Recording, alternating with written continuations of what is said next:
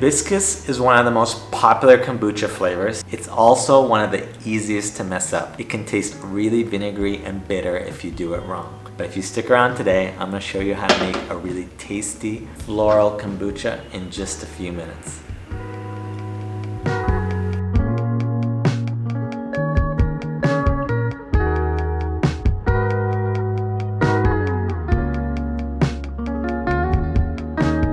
First, let's talk about hibiscus.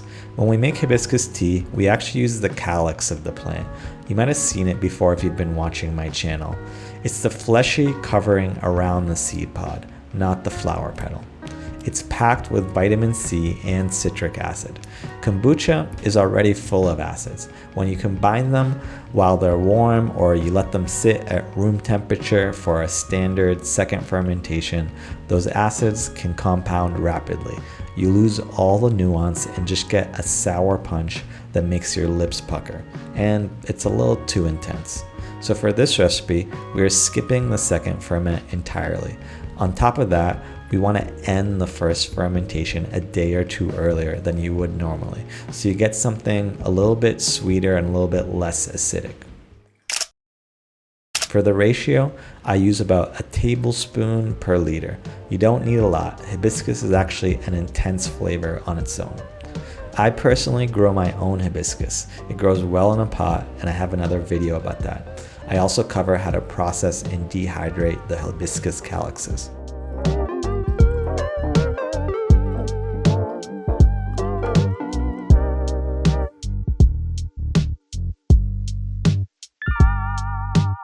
We put the dried hibiscus into the kombucha and then put it straight into the fridge.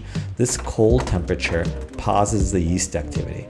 It allows the water to pull that deep red color and floral aroma gently over a day or two. After 24 hours, now we want to sweeten it. Hibiscus is tart, almost like cranberry or rhubarb, so you need a little counterbalance. But if you pour honey directly into cold kombucha, it seizes up and turns into a hard lump at the bottom. I was doing this initially, and then I learned this trick I'm about to show you. All you need to do is to dissolve the honey. I use about 1 to 3 tablespoons per bottle and some warm water first to create a syrup. That way it blends instantly, and then I pour it in. Since we skipped the second fermentation, this kombucha has no bubbles. This brew is completely flat. We're gonna fix that with soda water. I mix this with about 70% kombucha and then 30% soda water.